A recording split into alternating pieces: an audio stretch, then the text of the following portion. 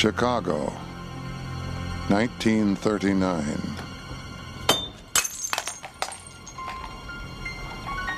We're here. A black man. Give me a lift, Bigger. I'm wobbly. A white woman. Bigger? Help me, Bigger. I'm stuck. If you have any understanding of America in 1939, My hat! I dropped my hat.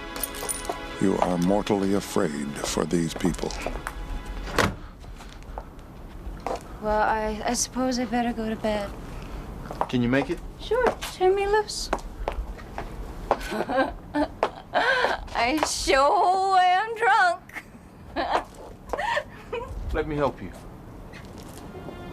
This is a cruel story.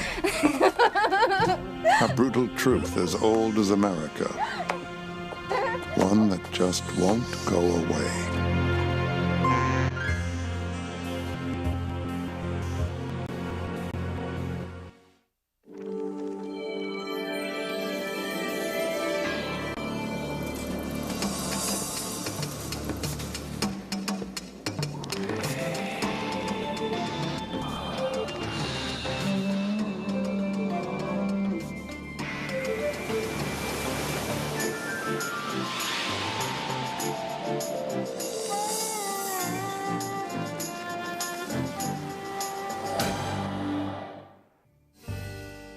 On the eve of World War II, segregation of the races was still the social order, de facto in the North, by law in the South.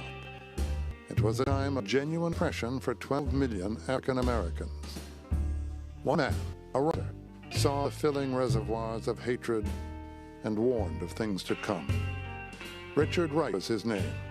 Native Son was his warning. Native Son is a powerful book. It made a tremendous impact when it was first published. It became a bestseller. It hit some nerve. The book can still be read with intensity. It is still very accurate. If no other subject but the rage, that pent-up rage, and the inevitability of that rage exploding, and the question of who does it hit, who does it hurt, where does it go? Published in 1940, Native Son tells the story of Bigger Thomas, a young black man whose family has moved from the South to Chicago's South Side Ghetto. Impoverished, frustrated, and the object of the relentless contempt of white America. Bigger scorns the slavish role dictated for him. He is unstable, easily violent, and fearful.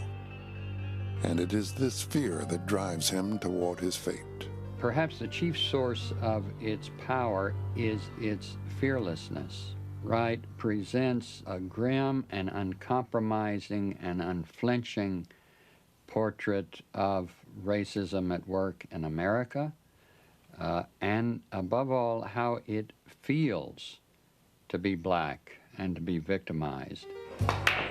A frustrated boredom is the very atmosphere in this part of town, and anger flashes from it easily. Hey, Doc. Hey, you boys in here a little early, ain't you? Jack and GH around? Nah, I ain't seen him. Hey, let's shoot a game, Biggie. I'm broke. Hey, I got some money. Okay. Say, Biggie, you taking that job you was telling us about? I don't know. Well, you talking as if you don't want it. Hell yes, I want it. Hey, remember what we talked about? No, what? Old blooms. Hey, we ain't talked about that in a month. Why you thinking that all of a sudden? Let's clean the place out. Hey, I don't know, Biggie. It was your plan in the first place. Oh, you scared. 'Cause he's white, you're scared. Hey, the hell I'm scared. Listen, you don't even have to go in. You just stand outside at the door and keep watch. See, me, Doc, and Jack, and GH, we'll go in. If anybody comes, you whistle, and we'll go out the back. That's all. Here comes Jack now. Hey, what you boys doing? He has a great ear, and the dialogue of the young men in the pool room works very well. You're in every pool room in every black community. And his insight into the rituals and the forms of African American folklore is exceedingly acute. I got a hall all figured out. What hall? Old Blues. Oh, Bloom. Oh, you scared. If he was a black man, y'all would be itching to go. Because he's white, y'all all scared. I ain't scared. I'm with you. God damn it, say something. You don't cuss me, Bigger. I am cussing you. Oh, Bigger, let him alone. Oh, he's yelling. And he won't go with us. I ain't say I wouldn't go. Then for Christ's sake, say what you're gonna do. It has a kind of jazz-like sense of an improvisatory quality because you never know exactly what's going to come next, but at the same time it's moving forward. Boom. Alienated and resentful, Bigger Thomas and others like him spring from the stark landscape of America's inner cities. Look, What? that plane right in the sky. Looks just like a bird. Yeah. Those white boys sure can fly. Yeah, they get a chance to do everything. I could fly a plane if I had a chance.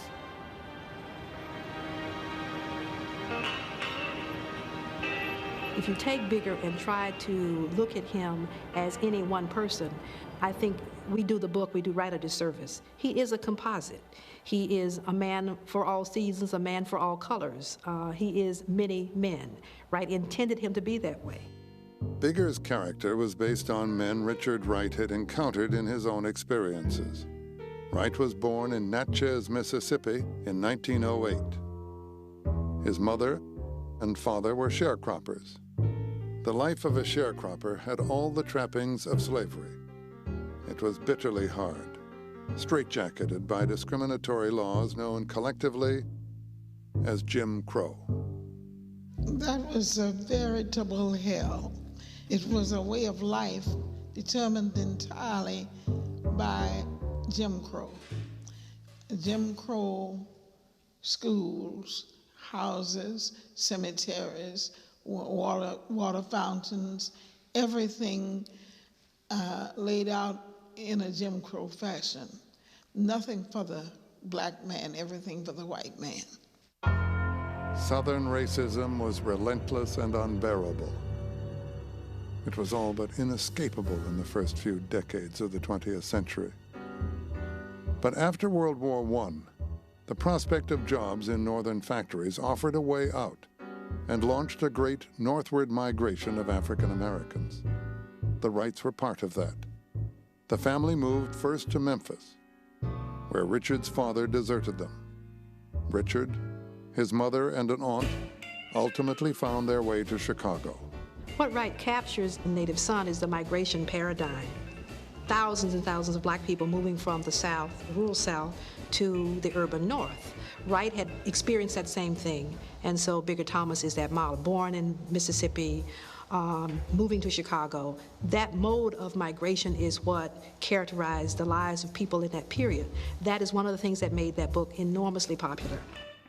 Once in Chicago, black newcomers were herded into a section on the South Side that became known as the Black Belt.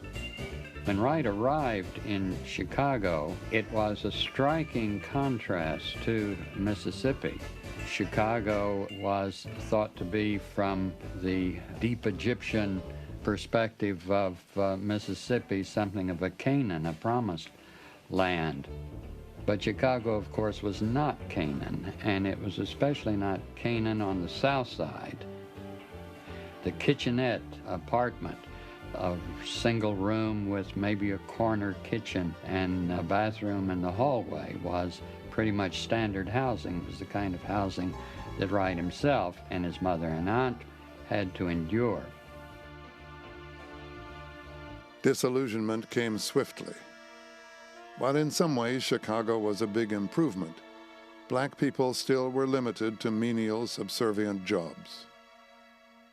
For some, like Bigger, it was nothing more than a different route to the same old hell.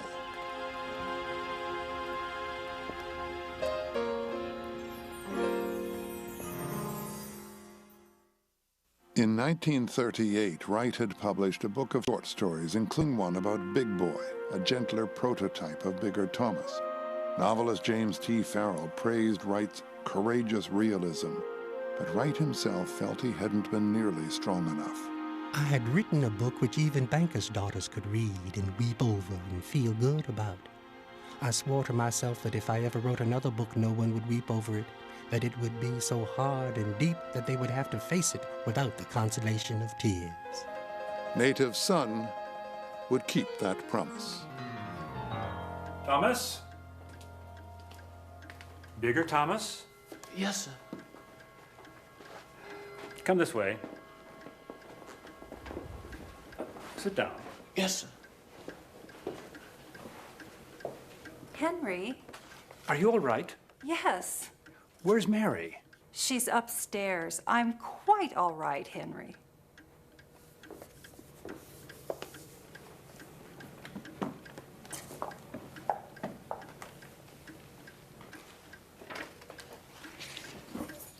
That's Mrs. Dalton.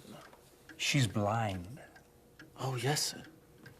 She has a very deep interest in colored people. Yes, sir. Do you like driving a car? The Daltons are the epitome of well-meaning, wealthy whites of that time. Mr. Dalton just happens to own the tenement where the Thomas family lives.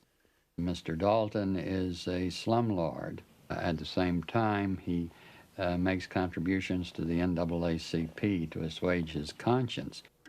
Well, they tell me you can drive a car. And I'm going to give you the job. Think you can handle it? Yes, sir.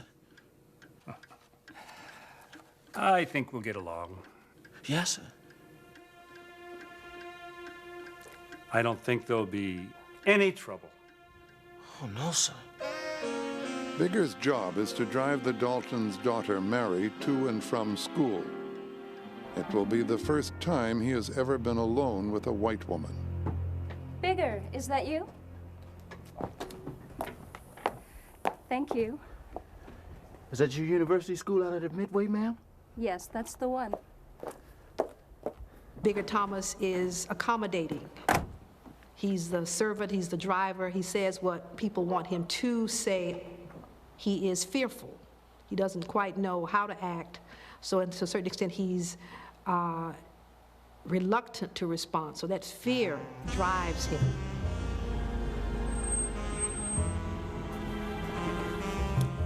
Got a match?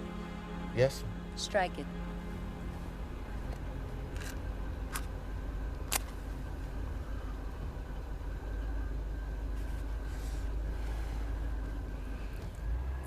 You're not a tattletale, are you? I'm not going to the university. I want you to drive me to the Loop. But if anyone should ask, then I went to the university. See, Bigger? Yes, sir. It's all right with me, ma'am. I think I can trust you. Yes, sir. After all, I'm on your side. I'm going to meet a friend of mine who's also a friend of yours. Friend of mine? Take it easy, Bigger. You'll understand it by and by. Isn't there a song like that? A song you people sing? Oh, yes, sir.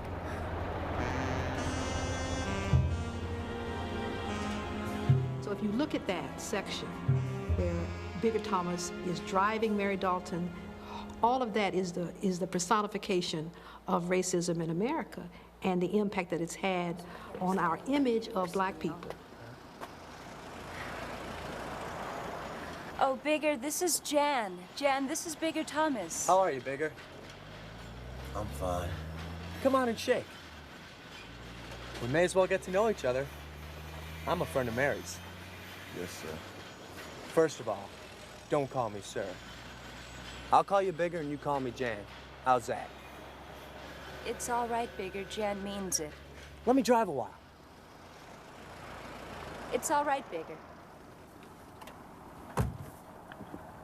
No, stay in and move over. Move over, Bigger.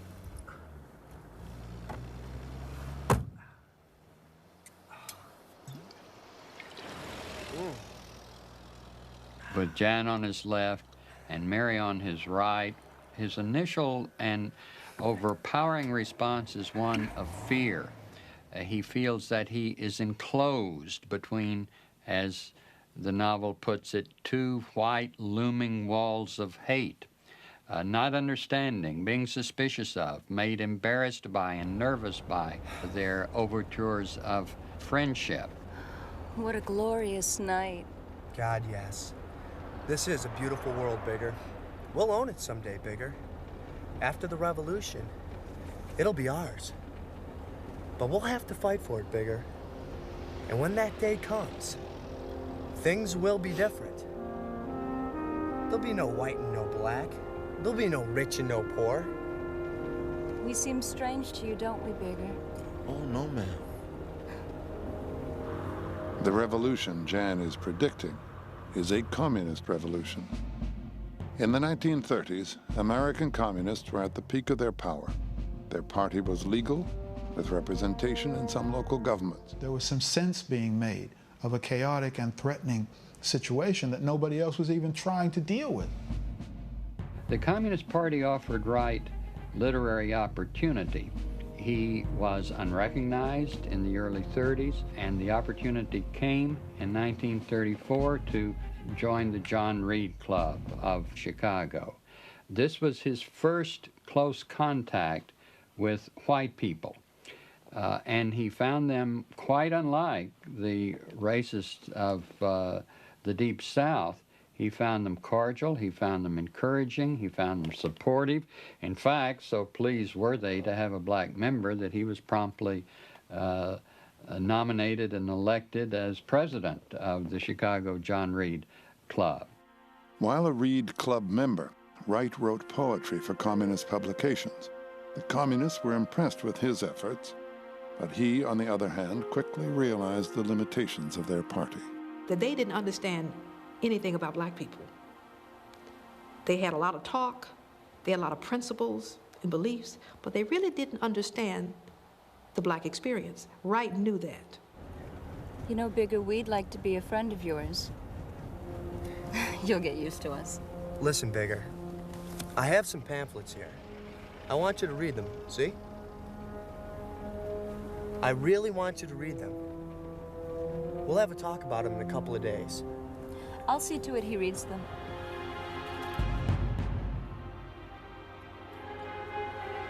One thing I think Wright is showing is that ideological correctness of whatever political persuasion is not enough to address an issue that is not merely political or sociological, but is psychological as well.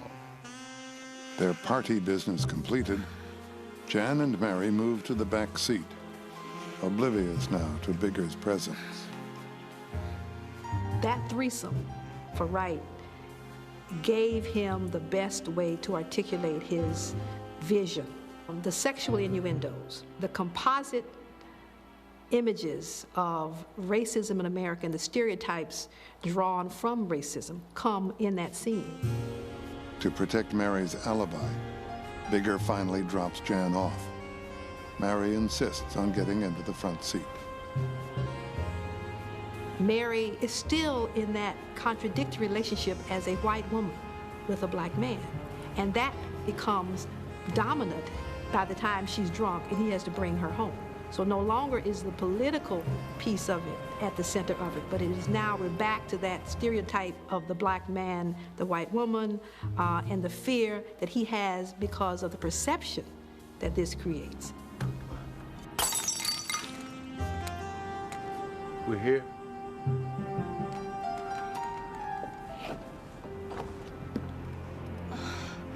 Bigger, give me a lift. I'm wobbly. Help me, Bigger, I'm stuck. Mary is white. She is the flower of white womanhood, as it were. Here is Bigger, the big black brute in the stereotypical form. So that there should not be a relationship between them. Oh. My hat. Bigger, where's my hat?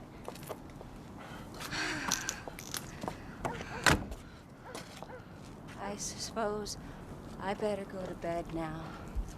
Can you make it? Sure. Turn me loose. I sure am drunk. Let me help you. The scene when Bigger brings Mary back home after partying with Jan is loaded in many ways. It becomes a love scene which becomes quite subversive. The white woman is helpless. She's in the black man's hands. So you have everything from versions of Uncle Tom's Cabin to King Kong, all collapsed into that single scene. So it's very erotic. He's turned on, but yet at the same time he's opening the door to chaos, and he knows it.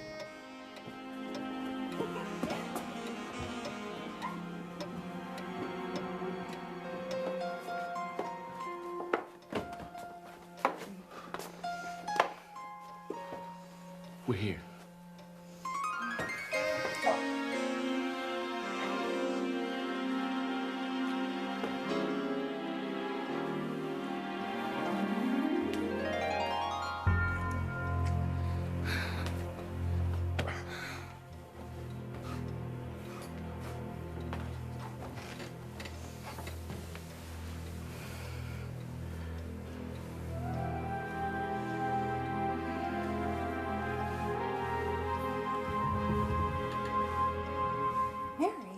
Is that you?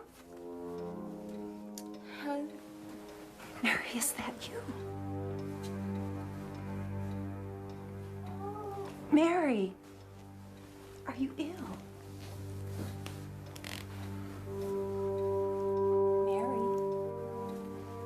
Mary, are you asleep? I heard you moving about and Oh, you're dead drunk. You stink like whiskey.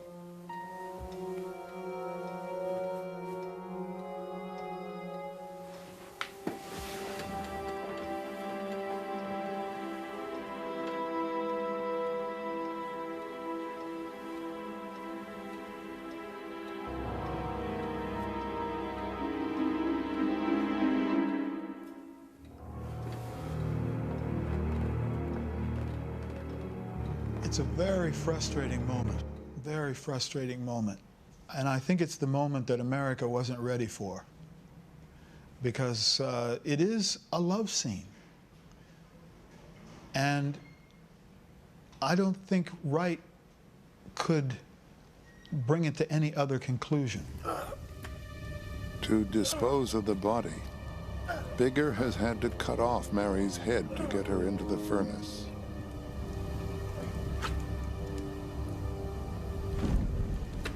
That's a real psychotic thing. My reaction to that was worse than picking her up and taking her in the house. Pushing her in that furnace, that's bad.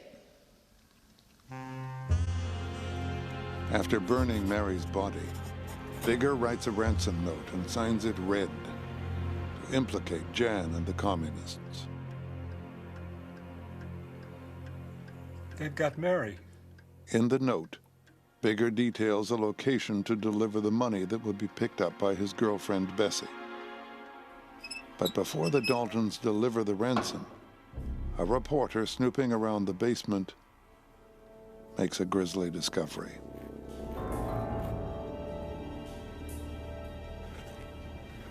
Bigger knows he will be charged with Mary's death, so he flees to find Bessie and make a run for it.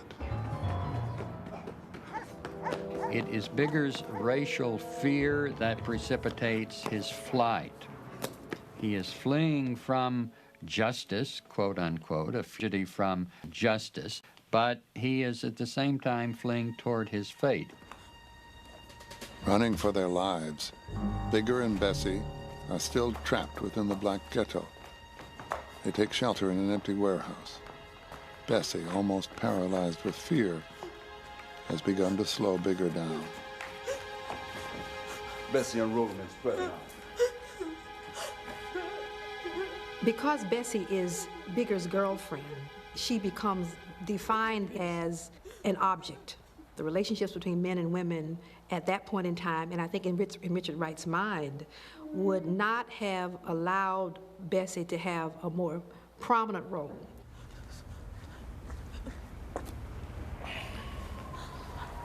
I thought it'd never be like this.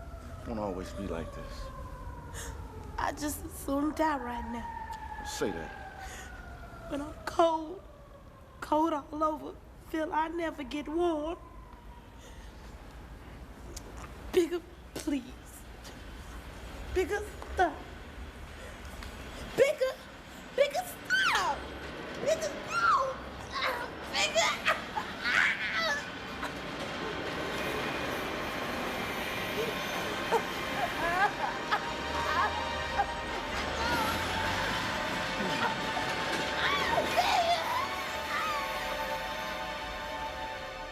It is important to understand that Wright's vision was a black male vision.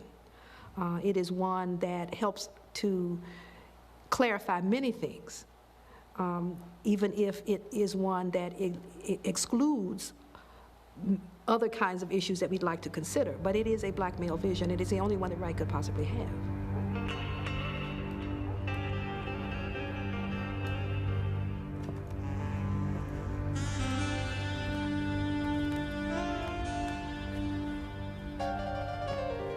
Bessie knows everything about him, and Bessie knows what to tell the police.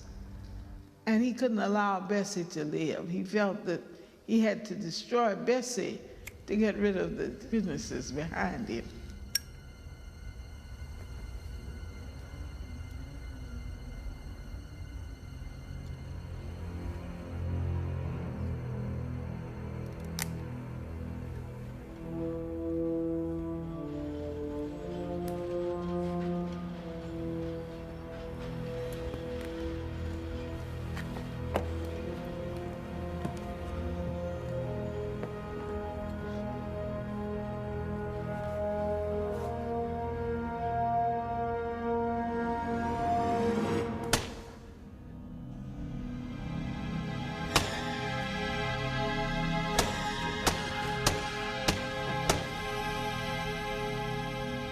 The killing of Bessie is really very different from the killing of Mary Dalton, which is by accident. Killing of Bessie, girlfriend, is a deliberate act. It's an act, I think, that in a sense reconstructs Richard Wright's relationship to women in general, but I think in political terms it's a most destructive act. Bigger's quite clear about why he kills Bessie. He kills her because it's her or me. So clearly Wright is telling us that this woman, this Bessie, is Bigger, a part of Bigger that he hates, a part of Bigger that stands in the way of the next step in his personal evolution. Many people have made it a racial thing, that he didn't mean to kill that white girl. He knew what that would do to him. But he didn't mind killing the black girl. There wasn't going to be anything done about that at all.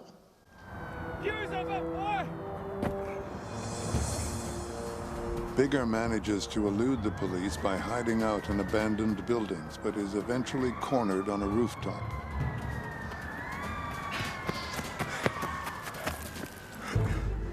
When Bigger is finally captured, he's powerless. He's been trapped.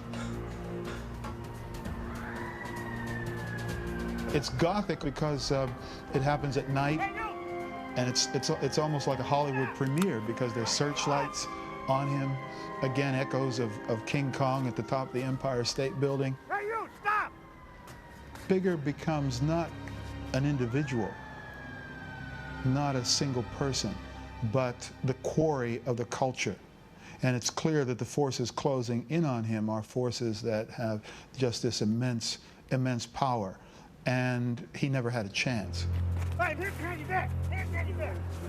Fate is tied up with both the murders. Bigger says to himself and says to the reader, hey, I've been killing white people all my life.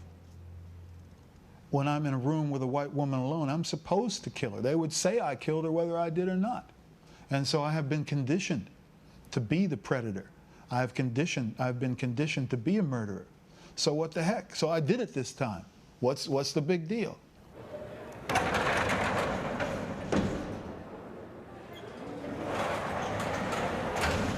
Sit down, Bigger. Say, how do you feel? Despite Bigger's attempt to frame him, Mary's friend Jan has arranged for a communist lawyer named Boris Max. I bought you some clothes. When they give them to you in the morning, put them on. You want to look your best when you go up for arraignment.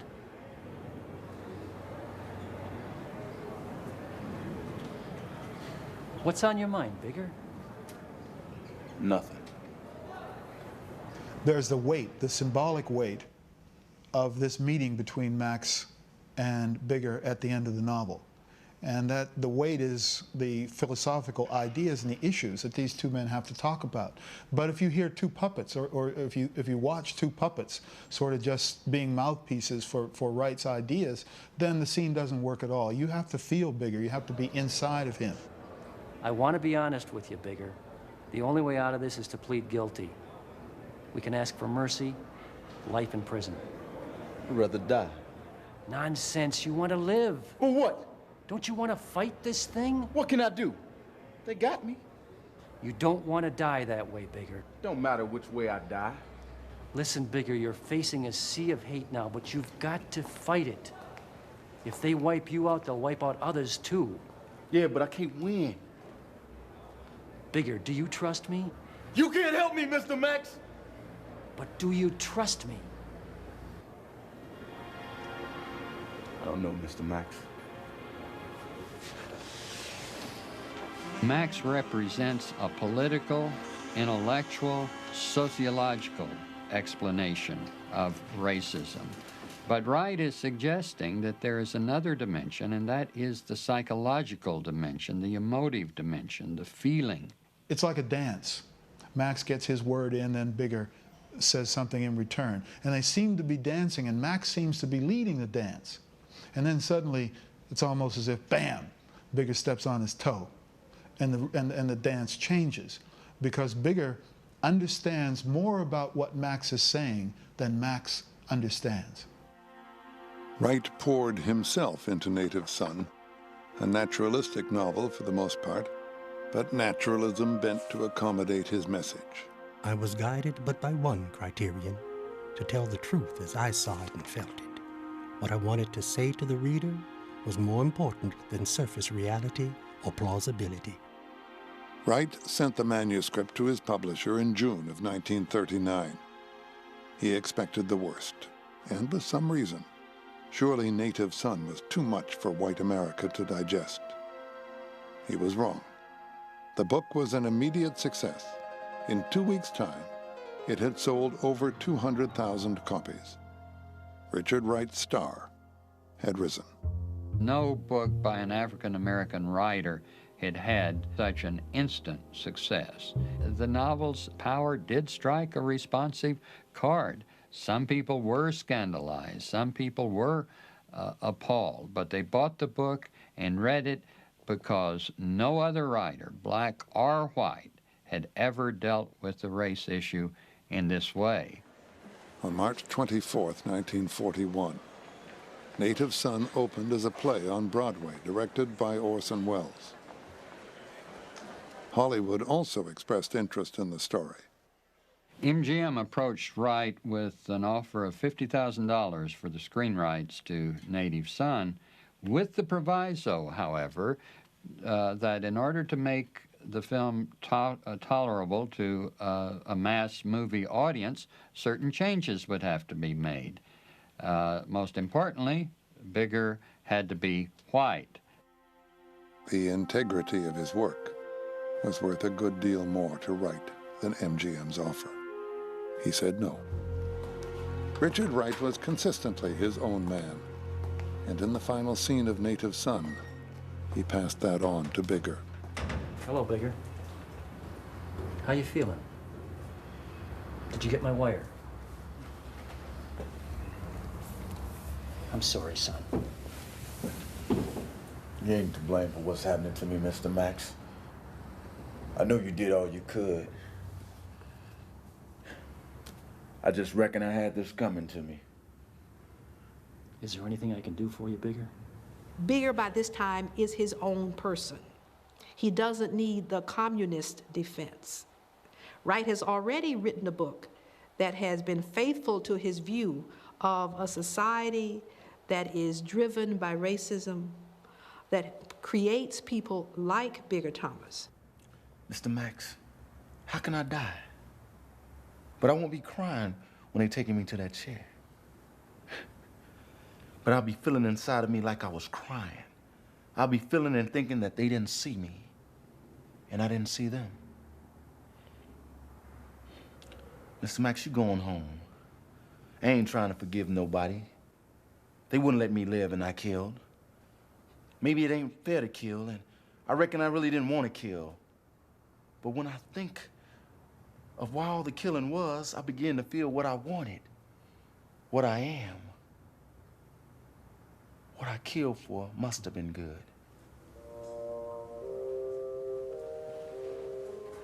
Goodbye, Bigger.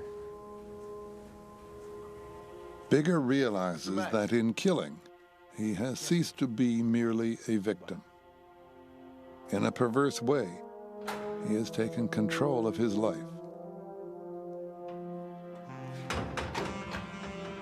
He has become his crime and has taken the weight of it, and he's going to die, and that's the hard, cruel truth, and he can look at it, and Max can't. Bigger says, I kill, and that is what I am. And his Communist Party attorney doesn't understand that, doesn't understand that Bigger has achieved a consciousness which goes again beyond Marxist theory. For the same reasons, Richard Wright and the Communists eventually parted company. The party no more understood Native Son than Max understood Bigger. While the book was being widely praised by others, the communist response was notably cool. The FBI had gotten interested in Richard Wright, and not just because he was a communist. Wright wrote the text for a picture book about the black experience in America. It was published in October 1941 and contained the following sentence. There are those of us who feel the need of the protection of a strong nation so keenly that we admire the harsh imperialistic policies of Japan and ardently hope that the Japanese will assume leadership of the darker races. Wright becomes more dangerous to the state once he's beyond the confines of the Communist Party, particularly in the war years, because the war years are marked by the recognition that the loyalty of black Americans is an issue. 12 Million Black Voices was in all the bookstores on December 7th when the Japanese bombed Pearl Harbor. Richard Wright would be a watched man for the rest of his life. After the success of Native Son, Wright published his autobiographical work, Black Boy, also a bestseller. He moved to New York's Greenwich Village, only to face harassment by his neighbors and the FBI. So, with World War II coming to an end, Wright moved to Paris. After living there only 1 week, he commented that there was more freedom for a black man in 1 square block of Paris than in all of the United States. He discovered a tremendous freedom, which he, of course, had not been able to enjoy in the States, even in the northern part of the States. He enjoyed the Paris atmosphere. He enjoyed a very friendly welcome by the French intellectuals and by the French people at large. Wright was befriended by Gertrude Stein, another expatriate, and welcomed by the likes of Jean-Paul Sartre and Albert Camus. He joined their gatherings and began to explore the existentialist movement popular at the time. Existentialism might have been a new word for Wright, but it was not a new idea. The proposition that a man becomes what he does is the harsh realization Bigger came to. In Paris, Wright began work on a kind of sequel, The Outsider. In a sense, Bigger Thomas has grown up. So that big boy from Uncle Tom's Children, who becomes Bigger in Native Son, is now a fully grown man who's much more assertive and aggressive, and it takes charge of his own fate. Now, at the end of Native Son, we see that evolution, that consciousness in Bigger. Here in The Outsider, we begin with someone who is able to take charge and recreate his own existence. But The Outsider was misunderstood and did not do very well. The audience for that kind of curiously intellectual book did not exist. The passion and the power were there, but the particularity that Wright had brought to Native Son was perhaps different. And so they didn't look real closely at what actually was there. And it's too bad, because Wright was one of the most adventurous intellectuals among our fiction writers at that time. And he was a breath of fresh air because of his continental connections, because of his awareness of this, what he helped name Third World. And he was bringing much into our fiction. But everybody wanted Son of Native Son. Wright was 45 years old in 1953 when he turned his attention to the liberation movements in Africa and Asia. He wrote many non-fiction works, and though they were critically applauded, none had the effect of Native Son. His celebrity fading, Wright found that the freedom he had initially enjoyed in Paris was vanishing, and he was still an item of interest to any number of intelligence agencies from the CIA to the French Sûreté. Now, Wright was a bit cautious when he was speaking, when he was giving lectures or interviews in France, because if you were a foreigner and spoke against French policy in the colonies, the French colonies, especially in Algeria, you were very likely to be expelled or run in trouble with the French government. When he commented to a black friend of his, an artist named Ollie Harrington, that he wouldn't be surprised if his apartment weren't bugged, Harrington said, "Oh, don't be paranoid, Dick," but he got together with some friends, hired a French technician to survey the apartment. His apartment was bugged. After this incident, Wright moved. He sold his home on the Rue Monsieur le Prince and moved completely out of the Latin Quarter to a small apartment on the Rue Régis. On top of that, he was sick. He had caught amoebic dysentery either in Jakarta or in Ghana, and he'd been treated for some time, even for a couple of years without much result, and his tensions grew.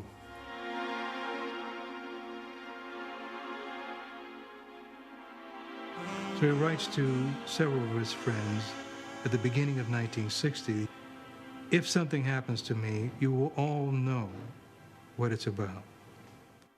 1960.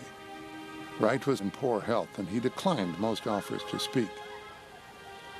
But he did deliver one lecture in Paris, November the 8th, on the situation of black artists and intellectuals. He claimed they were being manipulated by spies and provocateurs of the American government. Wright's health continued to deteriorate, and having distanced himself from other expatriates, he had few friends. Langston Hughes was visiting Paris, as he often did, and he went to see Wright when Wright was pretty sick. He went to this little clinic, Eugene Gibet. The first night he was there for testing and treatment, he died. Amoebic dysentery, while it is a serious medical ailment, should not cause somebody to die. At the same time, the stress of his life at that point was certainly enough to cause a heart attack, which is what the public was told he died from. I think of all those paranoid things that radicals in the 60s were saying, the Panthers, the Weathermen, et cetera, et cetera. And it turns out that those paranoid fantasies, in fact, were grounded in the actual dirty tricks that people like the COINTELPRO and the FBI and the Secret Service. So who knows? Who knows? I tend towards the Wright was killed end of the continuum, where people like Michel Fabre, as you know, I think one of Wright's most important biographers, still believes that there is no basis for accepting conspiracy theory of Wright's death. My conclusion was that the pressures put upon him probably hastened his death. The pressures put upon him by the spies, by the problems he had to contend with as a committed writer.